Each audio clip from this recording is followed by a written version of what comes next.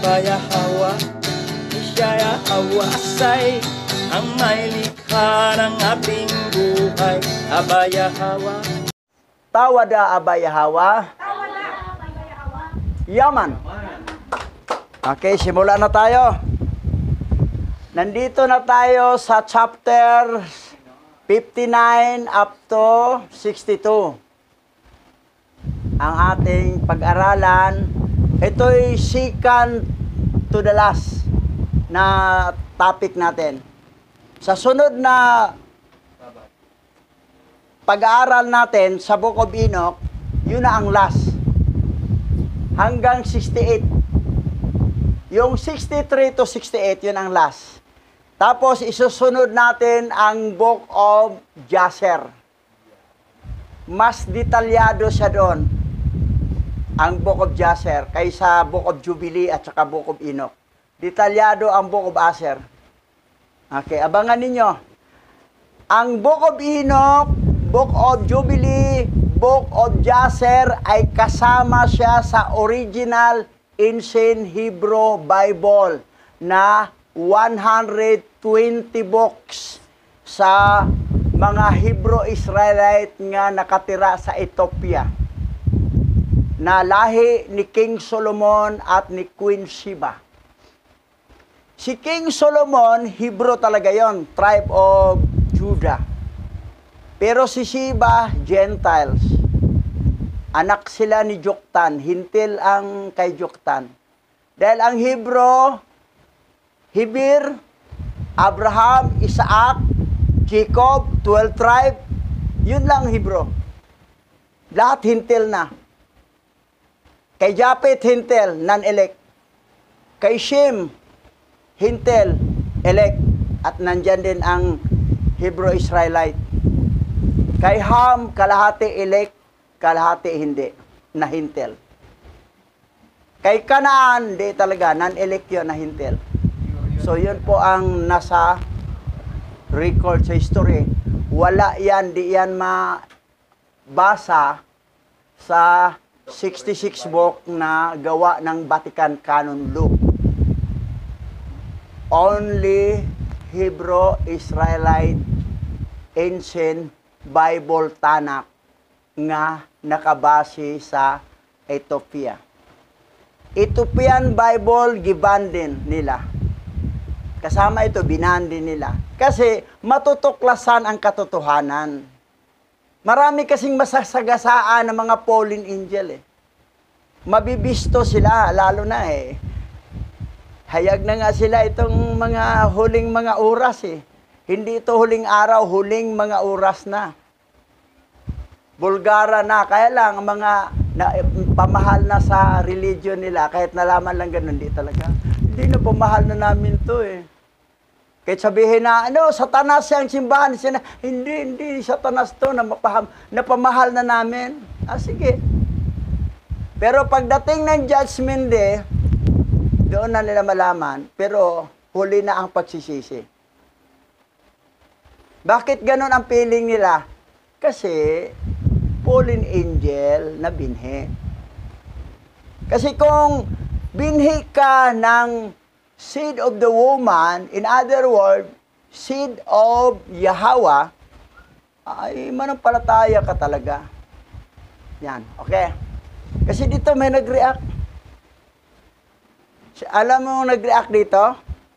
Yung mga tribe of Judah sa Amerika, di nila, baan nila ang bakit daw hindi ko raw gagamitin ang King James 1611? Gagamitin ko? Yung galing sa bakla? Ibakla yan si King James eh. Branch siya ni Franklin Barbera na bayot din. Bakla din. Tingnan mo mga bakla na yan. Tingnan mo mga pare ng Katoliko. Halos mga bakla. Anak ng mga fallen angel, nilikha ni Abba Yahweh, lalaking babae lang. Walang bakla, walang tumboy. Ayan. Walay alanganin.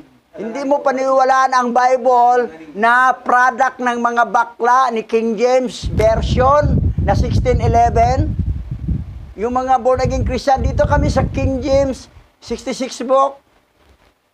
King James pa rin. Iba naman, Mga Hebrew Israelite, dito kami sa King James 1611, 80 books. Paniwalaan mo, doon tayo sa Ethiopia, sa lahi ni King Solomon. Yan, tama na. Bubog sarado. Expression ko lang yan ha, yung bubog sarado. Huwag kayong masaktan dahil, alam mo na, may halong joke-joke tong, joke-joke lang. Okay, diretso na tayo. Basa. Ang ikalawang aklat ni Enoch, Kabanata 59, verse 1 to 6. Inutusan ni Enoch ang kanyang mga anak, kung kaya't hindi nila maaaring hawakan ang karne ng baka dahil sa kung ano ang pinanggagaling nito. Sino man nagpaparumi sa kaluluwa ng mga hayop ay nagpaparumi sa kaniyang sariling kaluluwa. Sapagkat ang tao ay nagdadala ng malinis na hayop upang ihain para sa kasalanan, upang siya'y magkaroon ng lunas sa kaniyang kaluluwa. At kung sila'y maghain ng malinis na hayop at mga ibon, ang tao ay may lunas, kaniyang pinagagaling ang kaniyang kaluluwa. So, ito yung kapanahonan na wala pa si Yahweh nagkatawang tao. Kaya lang, itong mga hayop na ihandog, kailangan sure na malinis. Kasi kung ang hayop na marumi, wala, useless din, di rin mabura ang kasalanan. Di rin malinis ang kaluluwa. Kailangan yung hayop kasi na walang kapansanan, panganay, hindi pilay, hindi bulag, hindi bingi, malusog, hindi payat, at hindi sobrang tabatsoy na hayop. So, kailangan tama para tanggap ang hain niyang handog. Yan. Pero ang huling handog, si Yahweh siya eh. Perfect talaga yan. Si Yahweh yan eh, nagkatawang tao. Nagkaroon ng physical body. Kaya lang, physical body niya, hindi tanggap ng mga tao kasi kamukha nga ni Roger Manatad eh. Sikat lagi si Roger Manatad. Dito. Totoo naman, kamukha sila ni Yahweh siya eh. Yan ang huling handog. Sa kapanahonan natin ngayon, wala nang handog. Tapos na eh.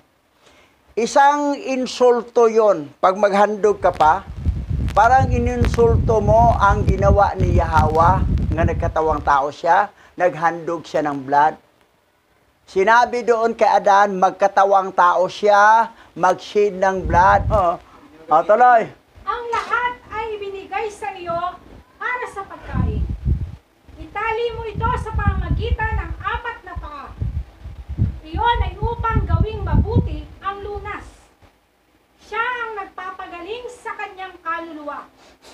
Ngunit ang sino mang pumatay ng hayop nang hindi naman siya sinusugatan, inungisa niya ang kanyang sariling laman. At sino mang gumawa ng anumang pinsala sa anumang hayop, sa lihim, iyon ay masamang gawain. At dinudungisa niya ang kanyang sariling kaluluwa. Yung mga hayop sa labas, na sadyang pinapatay mo, maliban sa ihandog siya, pinili mo na ihandog, may karapatan. Pero yung nasa labas, talagang patayin mo siya dahil natripan mo lang, kasalanan po yan. Pero kung inaway ka sa hayop, kinagat ka, sinugatan ka, tapos napatay mo, yan ang reasonable. Malinaw rito ang sabi. Ngunit, ang sino mang pumatay ng hayop nang hindi naman siya sinusugatan. Ibig sabihin, hindi siya inaway. Halimbawa, pupunta ka sa bundok, nakasalubong ka ng leon, tapos hindi ka naman sinugatan.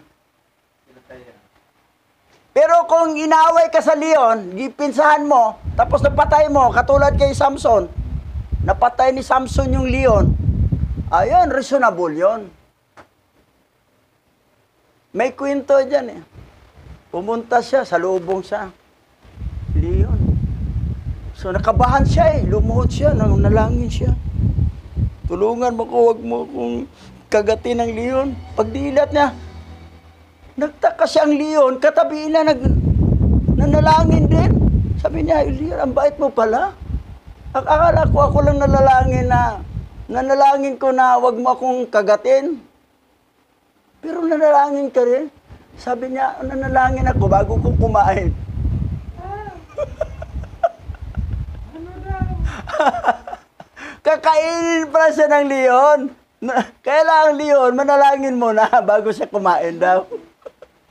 Yan, ito na yung kakainin ko katabi, nanalangin. Pero manalangin din ako bago ako kakain sa kanya. Takbo siya. Ano yan, joke lang yan. Patawa lang yan. Pero malinaw dito, hindi natin pwede susugatan, saktan ang mga hayop na hindi naman tayo sinasaktan. Hindi, wala namang pisalang nagawa sa atin. Sa bahay nyo, may mga daga, may ginawang hindi maganda, patayin mo daga. Pero wala namang ginagawa, pinatay mo, hayop pa rin yan, di ba? Mali pala yun. Kasi doon sa New Heaven, New Earth, nandoon yun sila lahat ng hayop nandoon din Pero ang hayop, doon sa Third Heaven, wala sila. Walang hayop kahit isa man. Pag mamatay ang mga hayop doon, hindi yun ang kaluluwa lang dito sa Third Heaven. Wala. Nandoon lang, nakaitambay lang dyan sa ano nila. Pagbaba na niyang New Heaven, New Earth, and New Jerusalem, dyan na ang mga hayop. So, sa Third Heaven, wala pang mga hayop, tao lang. Kaluluwa naman talaga doon. Wala pang physical body tayo doon. Kaluluwa lang.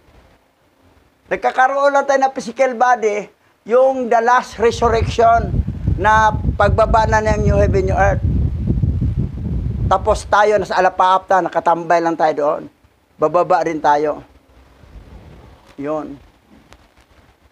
Yan ang sequence ng story. Ngayon, tuloy natin. Basa. Ang ikalawang aklat ni Enoch, Kabanata 60, verse 1 to 4. Siya na gumagawa ng pinsala sa kaluluwa ng tao, ay gumagawa ng pinsala sa kanyang sariling kaluluwa, at walang lunas sa kanyang laman, ni pagpapatawad sa lahat ng panahon. Paano hindi nararapat na pumatay ng tao kahit sa sandata o sa dila? Siya na gumagawa ng pagpatay sa kaluluwa ng isang tao ay pumapatay ng kaniyang sariling kaluluwa at pumapatay ng kaniyang sariling katawan at walang lunas sa kaniya sa lahat ng panahon. So, kailangan kasi maintindihan sa lahat ang meaning ng kamatayan. The meaning of death is separation. Nahiwalay ang kaluluwa sa katawan. Yun po ang death, separation.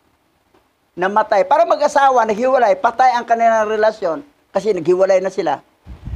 Ang kaluluwa, ang the real you, the real me, soul, kaluluwa po ang tunay na tayo. Kasi itong physical body natin, galing sa alabok, babalik ito sa alabok. Kung pagdating ng Resurrection Day, papalitan ito, hindi na ito, yung glorified body na heavenly body ang ipapalit. At saka malaki na tayo, iba ng anyo natin. Yung mata natin umiilaw. Yung itsura natin maputi na, matangos na. Mas gwapo pa tayo sa mga European na mga anak ng mga fallen angel. Ngayon, mga pango lang tayo ngayon, mga kwadradong mukha pa. Earthly body to Pag ang kaluluwa ng tao ay pininsala mo, aalis siya sa katawan. Yun yung death. Ngayon, yun yung tinawag na pagpatay na siya na gumagawa ng pinsala sa kaluluwa ng tao. Kasi ihiwalay niya dito sa verse 1, siya ay gumagawa ng pagpatay sa kaluluwa ng isang tao. Ay pumapatay ng kanyang sariling kaluluwa.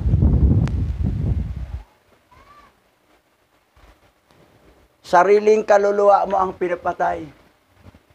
Pumapatay ka rin sa kaluluwa ng ibang tao. Yan nangyari. At pumapatay ng kanyang sariling katawan. O yan. Kasi ang katawan niya, babalik sa alabok yun.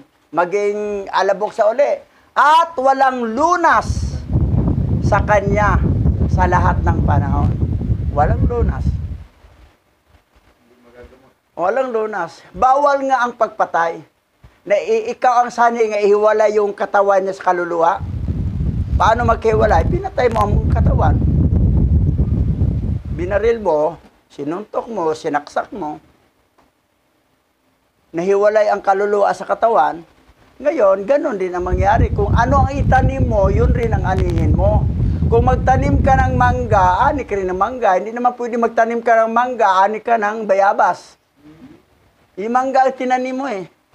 Nagtanim ka ng pagpahiwalay sa kaluluwa, ang yung kaluluwa, ganun din ang mangyayari. Tuloy. Siya na naglalagay sa tao ng anumang silo ay mananatili roon at walang kagamutan sa kaniya sa lahat ng panahon. Siya na nagtuturo sa tao ng anumang kasamaan. Ang kanyang kaparusahan ay hindi magkukulang sa dakilang paghatol sa lahat ng panahon.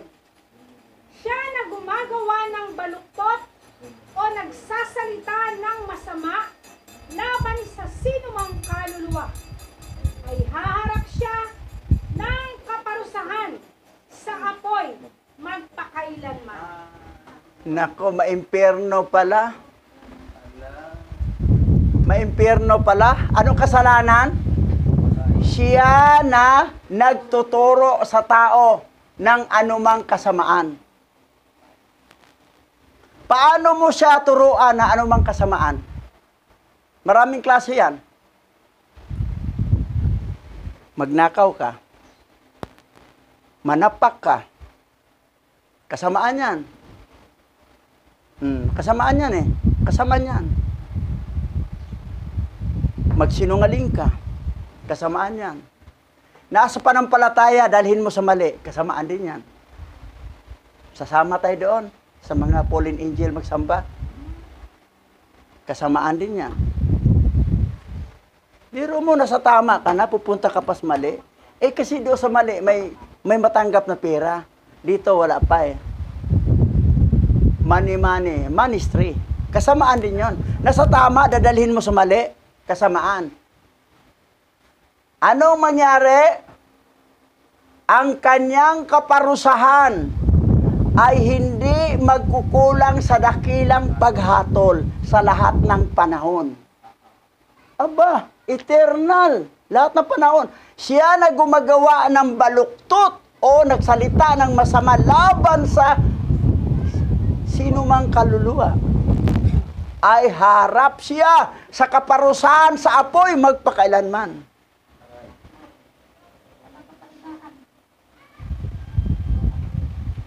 Kung nandyan ka sa preaching time, sirmunan mo, pagalitan mo, exemption to the rule yan kasi nangangaral ka.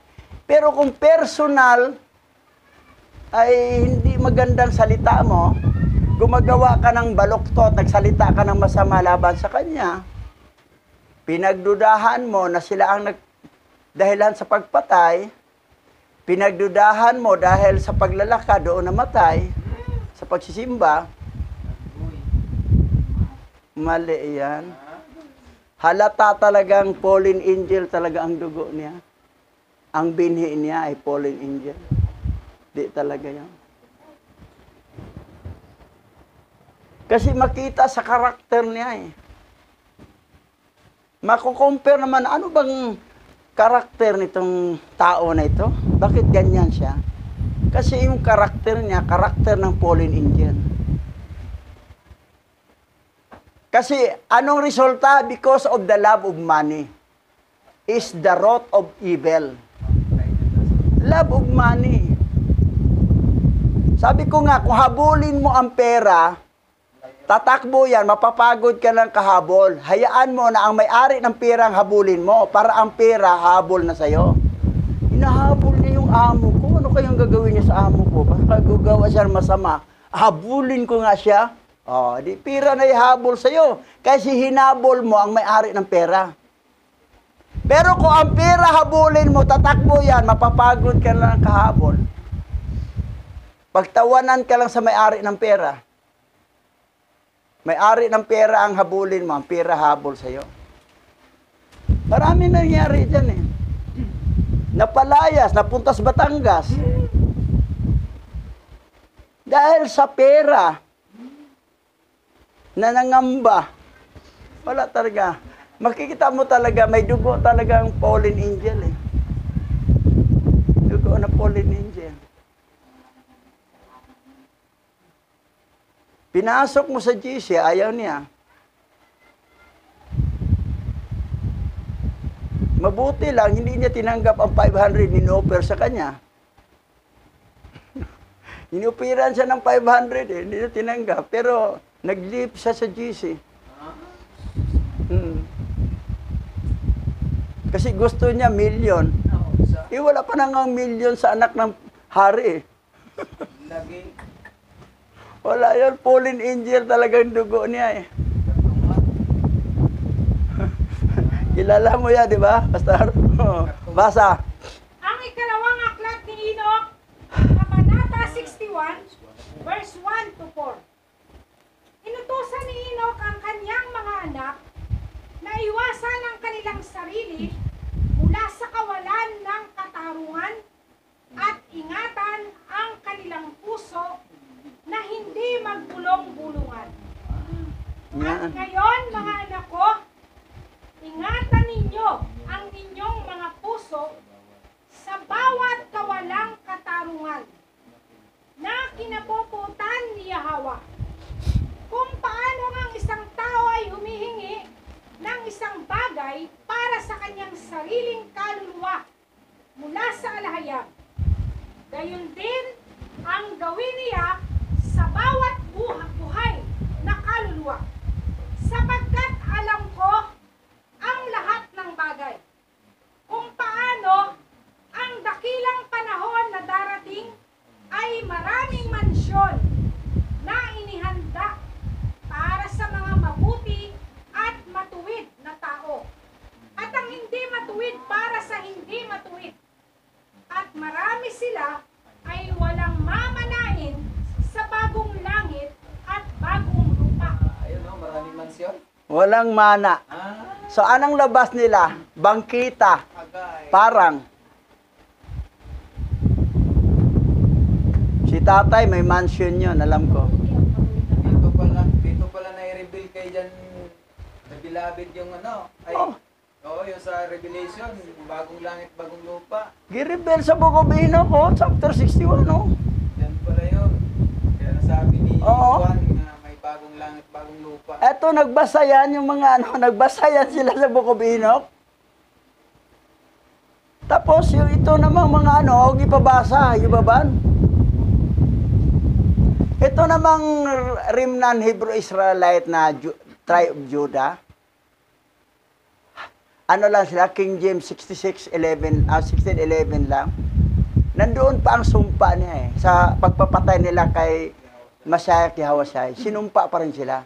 Na doon rin sila sa King James. Samantala, galing sa Africa yan. Nandoon ang bansang Ethiopia. Dapat sila mabigyan. Hindi sila nabibigyan. Wala. Kasi nasumpa nga sila, nasumpa kayo. Dahil ang mga ninuno nyo ang nagpapatay kay Messiah Yahweh. Dahil sinabi na nga ni Abba Yahweh kay Adan na magkatawang tao siya at gagamitin ni Satanas ang mga Hudyo upang ipapatay siya. Biro mo, si Adan, si Iba pala nga tao, pero nasabi na ni Abba Yahweh na ang Hudyo ang magpapatay sa kanya. Na katribo niya. Kung magkatawang tao siya. Biro mo, gaano?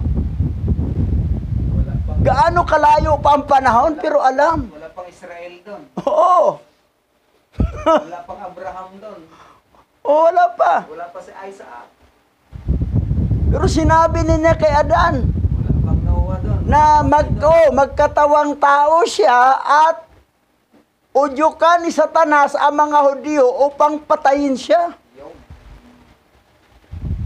Nandoon ang salitang Hudyo. First book of Adam yon. Dito naman sa book of Enoch, binanggit na. Pero ulitin natin ha. Saan ba siya? At ngayon, mga anak ko, sabi ni Enoch to ha, sa mga anak na, ingatan ninyo ang inyong mga puso sa bawat kawalang katarungan na kinapuutan ni Yahweh. Kapag tayo pala gumagawa tayo ng walang katarungan, bias tayo, mapupuo talaga si Abba Yahweh sa atin. Walang katarungan. May katarungan ba na dubol kara ka? Walang katarungan, mapuot siya, Abba Yahweh siya. Walang katarungan yan. Double kara. Tapos ito naman mga remnant Hebrew Israelite, nagpapasa pa. Paano pag ginagamit pa rin ang word na God? May Lord pa rin. Pati nga ito mga Hebrew Israelite nandito, gagamit pa. Katulolo ko sa inyo. Sabi nga yung taga Davao na doon, assembly natin, akala ko ba, Bishop, malalalim na yan sila? Kung mababaw yan, mababaw yan sila. Ito namang isa rin, nagpo-post din doon sa GC, gagamit na doon pa rin, God, hindi pa rin niya inaalis. Tingnan mo yung ano niya. Mayroong iba, alhayam, pero yung iba, nandoon pa rin, God. Yung revelation ng 144,000. Isa rin yung pagalitan natin doon sa pastor's meeting. Tapos nagbusom-busom pa siya na galing sa berbo. Pasaway, awang ko. Huwag kang mamadaling ipasa. Agad titingnan mo lahat. Papalitan mo yung palitan mo alhayam lahat. Huwag mong ipapasa doon. Yung iba na palitan, yung iba hindi. Pasa agad. Masyadong hot na hot sa ano. Tapos ang iba naman, dahil sa naasar, naglilip din. Ngayon, binalik ko na. Bishop, ibalik mo na, naglilip siya kasi nasaktan ang damdamin niya doon ni Proy. So, relax lang, kalma lang. Yan ang mga may pusong mamon eh. Pusong mamon. Okay, saan ba tayo? Tuloy natin ha. Kung paanong ang isang tao ay humingi ng isang bagay para sa kanyang sarili, ng kaluluwa, mula sa alahayam. Humingi ha. Gayon din ang gawin niya sa bawat buhay ng kaluluwa. Ganon din. Sapagkat alam ko ang lahat ng bagay kung paano ang dakilang panahon na darating ay maraming mansyon na inihanda para sa mga mabuti at matuwid na tao. Maraming mansyon. May mansion. May mansion, may mansion, may mansion.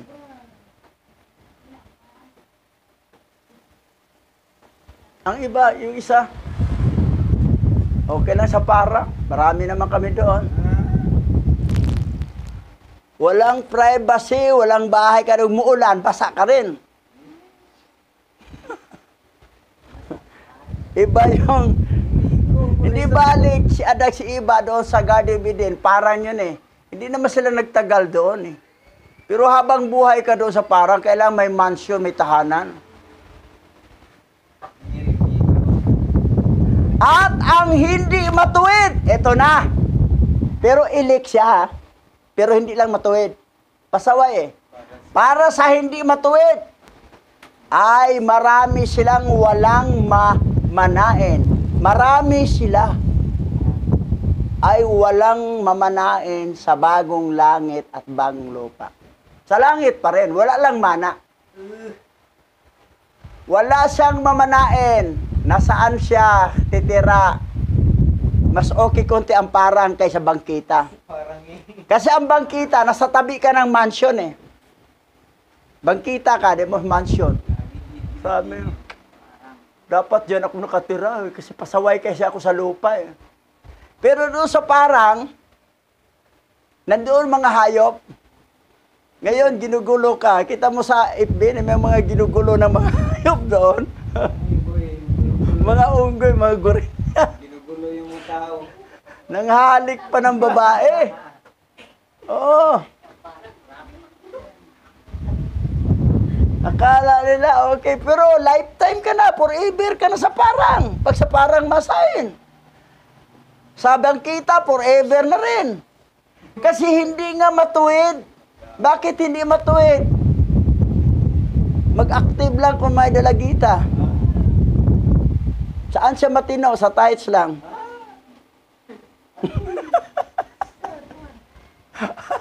Saranghiyo. Pero sabi niya, hindi bale, sa langit pa rin ako kahit walang mana sa bangkita o sa para. O sige, tanggap naman pala eh. Nakasulat na nga, pero darating ay maraming mansion, may maraming mansion. Si tatay, nasa third heaven pa ngayon. Pero pag baba ng new heaven, new earth, ay doon na. Doon na sa mansion. Wala pang mansion ng third heaven. Kasi kaluluwa pa lang tayo doon, wala pang physical body. Pag final resurrection, magkaroon na tayong physical body na spiritual body. Tapos, baba ng new heaven, new earth, New Jerusalem. Ang mga remnant Hebrew Israel, doon sila sa Jerusalem. Ang mga hintil na elect sa iba-ibang bansa. Pero ang lingwahe lahat, isa lang. Hebrew na lahat. Wala na iwan doon. Oo, wala na. Tapos, ang pangalan ng Creator, Yahweh na lang lahat. Pero nandoon yung senior tsaka junior. Kasi ang senior kasi nasa 10 heaven lang yun. Super lucky kasi pag yun ang gala-gala eh.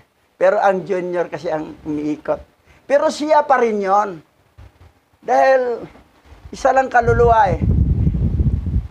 Ang Yahweh, only one. Ang Alhayam, only one. Pero may junior, may senior. Ang senior, super laki, higanti. Ang junior, kasing laki ng anghel. Pero nagkatawang tao siya, Yahweh, siya ay kasing laki natin. Kasi malaki sa atin ang anghel eh. Pero, 7 espiritu niya. Ang espiritu ni Yahweh ay 7. The 7 spirit, mabasa yan sa Revelation eh. 7 espiritu ni Yahweh. 2 katawan, junior sa senior, at isa lang ang Yahweh. Isa lang ang Alhayam. May junior, senior, pero ang personality lang, may malaki, may maliit, espiritu 7, pero isa lang siya. Wala siyang simula, walang katapusan. Ang may simula lang yung nagkatawang tao siya, nakamukha ni Roger Manatad. Yun, nagsimula. Pero yung resurrect siya uli, balik siya doon, nakaupo siya sa kanang kamay ng ama, ng senior, junior na siya doon. Yahweh Junior. Okay, yan ang, sabi niya, baka bagong doctrine yan. Nasa original, binabasihan natin ano yung nasa talata kasi hindi tayo nagkikwento ng sariling doktrina. Yun ang binabasihan natin. Sa Revelation chapter 18, yung ginawa natin ngayon, nagpakita si Yahweh kay Abraham. Ang junior yun. Na-print mo na yung una. Si Yahweh nagpakita yon kay Abraham. May kasamang anghel, 2. Yan ang pupunta sa Sodoma eh. Na gustong sipingan ng mga bayot doon sa Sodoma, Gomora. Mabuti lang, ginipinsahan ni Lot. Ito na lang mga anak ko, sipingan nyo. Ay, hindi, yung bisita mo. Grabe talagang sama, grabe talagang mga bakla doon, pati mga bata, mga bakla doon sa sa Sodoma, Gomora. Ginunaw siya. Si Hawa lang natira doon, nag-usap sila ni Abraham. Nakipagtawaran pa si Abraham. Bakit sinabi ni Abraham yun? Kasi may pamangkin kasi siya doon. Paano kung si Quinta na kataong matuwid? Gunawin ba? Hindi. Paano mag 45 na lang? Gunawin ba? Hindi. Paano 40 na lang? Hindi. Paano 30 na lang? Hindi. Paano 20 na lang? Hindi. Paano 10 na lang? Nagtapos sa 10. Sino matuwid? 3 lang nga eh. Si Lot at saka 2 anak na babae. Yun lang. Kasi yung asawa niyang Canaanites, hindi rin matuwid yun eh. Lumingon eh. Naging haliging asin. Lumingon eh. Lumingon. Lumingon eh. Tigas talaga. Oo. Kanaan eh. Canaanites eh. Yan ang nangyari. Ngayon ang maganda, tuloy-tuloy lang tayo kasi mansion ang nakahanda sa atin. Tama lang, isang kapatid natin hindi nagpatukso na sumama doon sa Babylonian. Inaalok pa sa isang matandang aywan ko. Ito namang isa, nag-atin sa Babylonian dahil wala daw siyang bahay pag di siyang matin. Tapos magkikeyboard siya, mabigyan siya ng 300 para pagkain. Sa galit ni Yahweh, ipapangaral natin, ayaw mangaral. Dahil ayaw niyang makorek siya. Gusto pa niyang gawin tayong galing tayo sa tupa at sa kakambing nga, binhi. Binhi. Nagkaroon ng sariling doktrina. Malabas to, animal pala tayo. Noon pa yan eh. Pag-uwi ko kay sa Caloocan dati, sabi ni Pastora Angel, nako, nangaral si Nick dito. Pupunta daw siya sa impyerno para mangaral. Pinagtawanan siya, pati nilang ima at saka ni ano. Sabi niya, bagklase itong pastor, mapuntag impyerno para mangaral. Si Yahweh siya lang pupunta roon. Di na siya makabalik kung nandoon siya. Ibang klase, mayabang talaga eh. Parang gusto niya pag malaking sarili niya, wala, binagsak. Yan ang mga mayabang. Isa pa tong Proy na ito. Roy. Si Proy. Tao ba ni Puloy? Na loyal sa kanyang mensaherong bakla sa silangan. Ayan. Ayan. Dito sa Parang, Okay nang iba kasi marami naman daw sila, Marami nga, pero dito kayo, tabing ilog. All things new, a vision of the new heaven and the new earth. Ito. Ito rin yung kinuhaan ng mga Jehovah's Witness, no? Yan daw ang kanilang paraiso eh. Paraiso. Walang mansion, new heaven, new earth na yan, Walang New Jerusalem. Eternity na yan. Ngayon, ang sa bangkita, dito sila. Dito sila titira. Ito, mansion na yan, dito sila. Bangkita, dito sila titira. Image yan ng Babylonian si Bureau. Nakatalikod. Oo. Mabambo. Sa Riburgia yan. Ngayon, basa. Mapalad ang mga sumusunod sa mga utos ni Yahweh, sapagkat sa mga lumalabag sa batas ni Yahweh ay walang mamanahin sa buhay na darating. Tingin ninyo mga anak ko, maliliit at dakila. Kapag ang tao ay naglagay ng mabuting pag-iisip sa kanyang puso, ay dadalhan siya ng mga regalo mula sa kanyang mga gawa sa harap ng mukha ni Yahweh. At ang hindi gumawa ng mga ito ay ihiwalay ni Yahweh ang kanyang mukha mula sa mga lumalabag sa utos. At kung tumutupad siya sa utos ni Yahweh, ngunit ang kanyang puso ay bumubulong-bulungan, at ang kanyang puso ay hindi tumitigil sa pagbubulong-bulong na walang tigil, siya ay walang anumang kapakinabangan. Walang pakinabangan. Nagmumurmur yan. Murmur nga, nagbulong-bulong. Nagliklamo, pero naglilingkod. Ngayon wala pa rin. Nagreklamo. Tapos, simple natin ang layo naman, lukarin, gano'n, no? Nagbulong-bulungan. Walang anumang mapakinabangan. Wala. Sibig sayo, wala sa reward. Pero, mapalad ang mga sumusunod sa mga utos ni Yahweh. Mapalad. Sapagkat sa mga lumalabag sa batas ni Yahweh ay walang mamanain sa buhay na walang nadarating. Bangkita talaga at parang walang mamanain. Pero, dahil ligtas naman, kaya lang wala kang mana doon. Bakit isa kasing dahilan? Mahilig sa bulong-bulungan eh. Nan. Basa. Ang ikalawang aklat ni Enoch, Kabanata 62, verse 1 to 3. Kung paano angkop na magdala ng regalo ng isang tao ng may pananampalataya dahil walang pagsisisi pagkatapos ng kamatayan. Mapalad ang tao na sa kanyang pagtitiis ay nagdadala ng kanyang mga regalo na may pananampalataya sa harap ng mukha ni Yahweh, sapagkat siya ay makakasumpong ng kapatawaran ng mga kasalanan. Mapatawad pala ang kasalanan yung mga tither. Regalo. Mapalad ang tao na sa kanyang pagtitiis ay nagdalala ng kanyang mga regalo na may panampalataya. Panampalataya siya, regalo. Siya tithe, siya regalo yan eh. Tiis siya. Talagang siya eh. Hinipon talaga niya hanggang naabot na 7,000.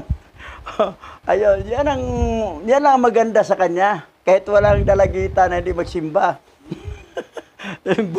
Buo niya, binigay. Yung tumanggap naman, tuwa din, no? Ayan, ganado. Kabayan Ginoon. Ngayon, siya ay may kapatawaran pala sa kasalanan. Mapatawad pala. Kasi tither eh.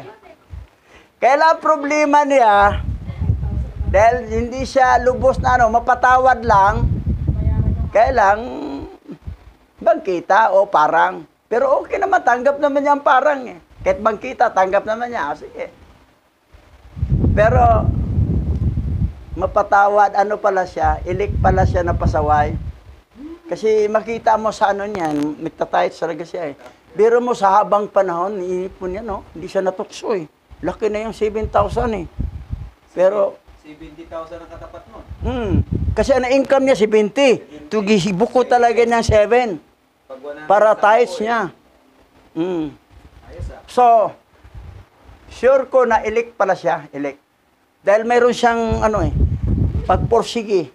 Mapatawad ang kasalanan niya. Kaya lang, dahil magsimba lang pag may dalagita, bangkita siya. Pero okay naman sa bangkita daw, okay naman doon sa kanya eh. Kahit laruin siya ng mga hayop doon, mga liyong tigre, mga unggoy, okay lang sa kanya. High reward. Okay lang sa kanya. At least ligtas. Pero yung nagtatights at saka pitfall pa sa pag-attend, ay mansion talaga yon. So, dito natin nalalaman, Sige, tuloy. Ngunit kung bawiin niya ang kanyang mga salita bago ang panahon, at kung lumipas ang panahon at hindi niya ginawa ang kanyang ipinangako, at walang pagsisisi pagkatapos ng kamatayan, ay wala siyang tatanggapin na mana sa kaharian ng langit. Sapagkat ang bawat gawa na ginagawa ng tao na hindi tinutupad ang pangako at walang pagsisisi bago ang panahon ay pawang panlilinlang sa harap ni Yahweh at kasalanan sa harap ng alayam.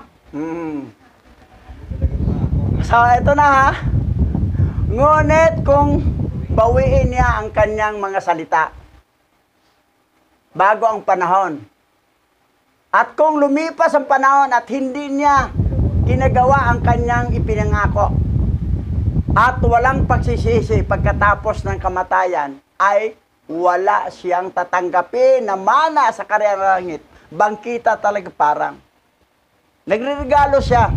Kaya yung pangako niya na maglilingkod siya kay Hawa, ayaw na maglilingkod, gusto niya tumayo lang siya. Ayaw na maglilingkod. Gusto niya tumayo lang siya. Ngayon, ang nangyari sa kanya, wala siyang mamanain sa karyang ng langit. Yun ang nangyayari. Kasi ang pangako kasi doon, hindi lang sa tithes, kundi pati sa paglilingkod. Ngayon ang problema, ayaw nga maglilingkod. Pero sa pagregalo, okay siya, no problem. Maglilingkod lang nga kung may dalagita. Wala siyang mamanain sa karyaan ng langit. At least sa langit, pero walang mana. Sapagkat ang bawat gawa ng ginagawa ng tao na hindi tinutupad ang pangako ay walang pagsisisi bago ang panahon ay pawang pagliling lang sa harap ni Hawa. Pagliling lang talaga.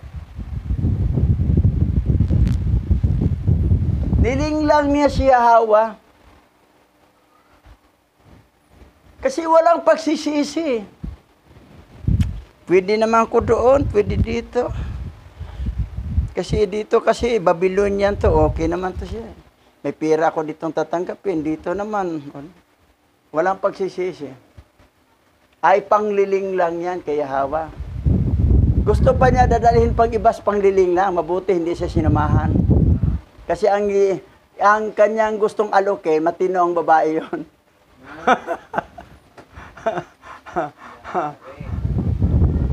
Pero mo mansion, dito tayo ha.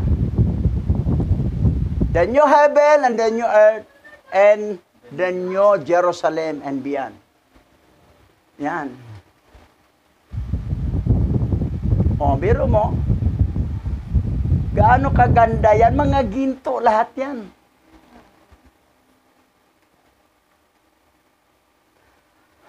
May si Enoch, yung na-rapture para si Enoch, sa Book of Jasher, bumaba yung yung kabayo na may chariot.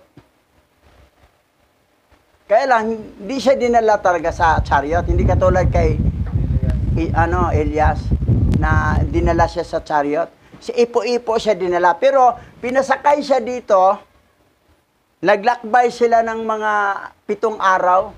Sabi ng mga tao, huwag kayo sumunod sa akin, uwi na kayo bahay. Ang iba sumunod. Sabi niya, mamamatay kayo. Kasi gusto siguro na baka kasama sila ira-rapture. Hindi ko itong makita. Namatay na nalibing sa isang yelo. Doon, sa Book of Jasher, abangan ninyo yan. May 2 kabayo. May 3 kabayo. Ayan, 4 na kabayo. Mabilis to. Yan ang mga service natin. Kabayo lumilipad. Ito, nag-aapoy ito. Dito sa lupa, may Fortuner, may Montero, iba-ibang sasakyan dito, makalupang. Pero yan pala ang service ng langit. Itong kabayo lumilipad. Pero mo bumaba ang kabayo, kasamang chariot, humihinto siya sa harapan ni Enoch habang nagsalita si Enoch sa mga anak sa mga tao. Tapos sumakay siya, travel mo na sila ng 7 araw. Pagdating pa 7 araw, kinuha na siya, rapture na, dinala siya sa Ipo-Ipo. Pero umangat din ang chariot, pero hindi siya sumakay dito. Ipo-Ipo ang nagdala sa kanya. Hindi katulad kay Elias, talagang chariot talaga siya dinadala.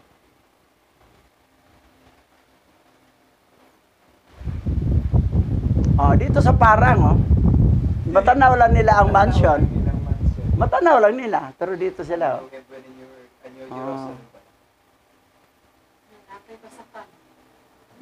Basa. Santiago chapter 1 verse 12 to 15. Mapalad ang taong nananatiling tapat sa kabila ng mga pagsubok. Sapagkat matapos siyang subukin, tatanggap siya ng gantimpala ng buhay na ipinangako ni Yahweh sa mga umiibig sa Kanya. Si Abraham, matinding mga pagsubok, pero nalampasan lahat ni Abraham. That's why tinawag na siya kaibigan ng alahayam eh. Kasi nakita yung, pero mo, kapatid ni Abraham, si Haran, at saka yung si isa na, hindi mga tapat eh, si Abraham lang talaga. Ngayon, tuloy. Huwag sabihin ni Numan na tinutukso siya ng alahayam, sapagkat siya ay dumaranas ng pagsubok. Sapagkat ang alahayam ay hindi maaaring matukso, at hindi rin naman niya tinutukso ang kahit sino. Natutukso ang tao kapag siya ay naaakit at nagpapatangay sa kanyang sariling nasa. Kapag ang nasa ay tumubo at nag-ugat sa kanyang puso, magbubunga ito ng pagkakasala, sapagkat ang kasalanan ay lumala. Ito'y hahantong sa kamatayan. So, ang tao matukso dahil sa nasa. Kapag ang nasa ay tumubo at mag-ugat sa kanyang puso, magbubunga na ito ng pagkasala. Hindi mo may tinutukso. Hindi rin sinabi na tinutukso ka ni Satanas. Ay ba, pinagbintangan pa Satanas? Wala. Ang binanggit ito, natukso ka dahil sa nasa, yung damdamin mo. So, tingnan mo yung damdamin mo. Anong damdamin mo? So, dito kasi wala pang pera eh. Tamang pangalan, wala pang pera. Doon, makakapira ko doon. Nasa. Pero mapalad ang nating tapat sa kabila ng pagpasubok. Tuloy. Santiago chapter 1, verse 21 to 22. Kaya talikuran na ninyo ang inyong maruruming gawa at alisin ang masasamang asal. Kapag pakumbabang tanggapin ninyong taimtim sa inyong puso ang salita ng alahayam, sapagkat ang salitang ito ang makakapagligtas sa inyo. Mamuhay kayo ayon sa salita ng alahayam. Kung ito'y pinapakinggan lamang ninyo, ngunit hindi sinasagawa, dinadaya ninyo ang inyong sarili. Sinong nagdaya? Sarili lang. Hindi ka dinaya kahit kaninong tao. Kundi ang nagdaya, ang sarili mo. Nagdaya sa'yo. Dahil napatangay sa nasa. That's why alisin ang masasamang asal. May asal kasi na masasama eh.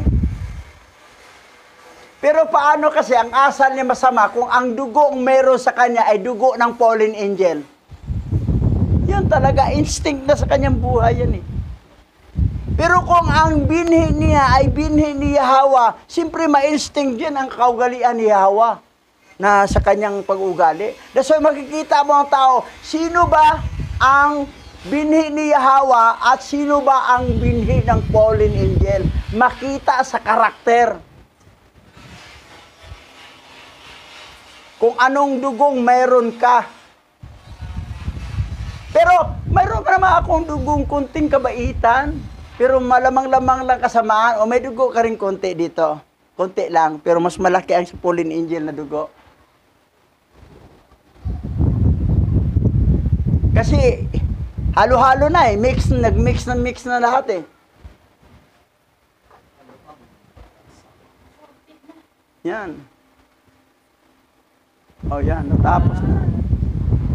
Away tayo. Assorted na. Masayo.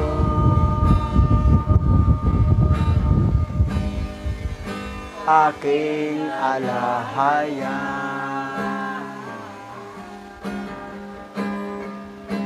Ako'y inibig mo.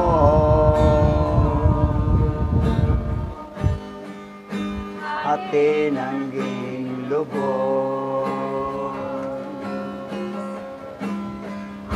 Ang tanging alay ko sa'yo, aking Ama, ang buong buhay ko, puso't kaluluwa, di makaya na mapagkaloob. Mamahaling hiyas ni gintong nilukog, ang aking dalangin, Yahawa ay tanggapin. Ang tanging alay ko, nawa ay gamitin. Ito lamang, Ama, wala nang iba pa aking hinihiling. Di ko akalain, di ko akalain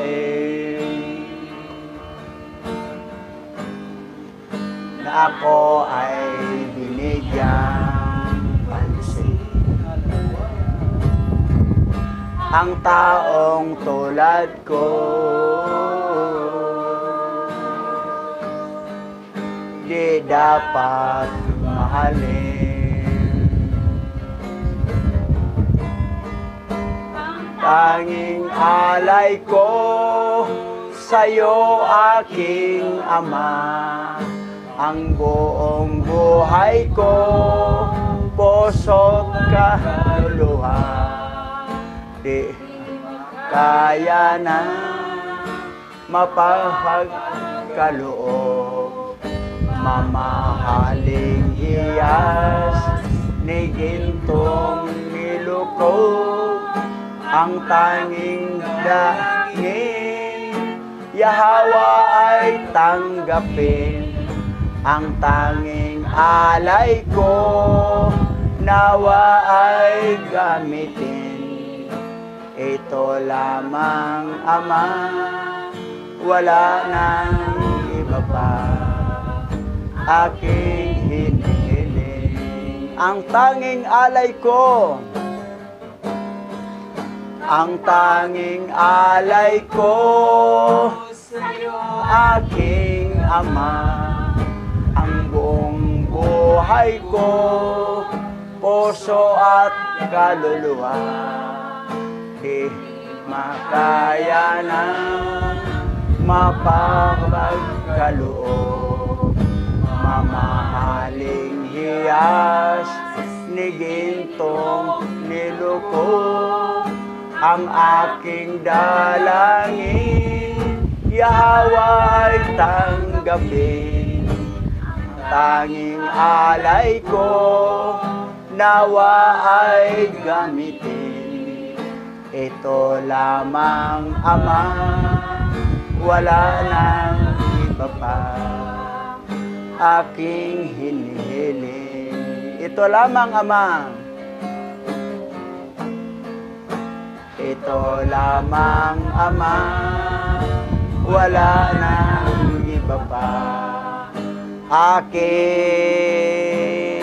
hinihiling. Alalawaya, alalawaya, purihin ka, Aba Yahawa.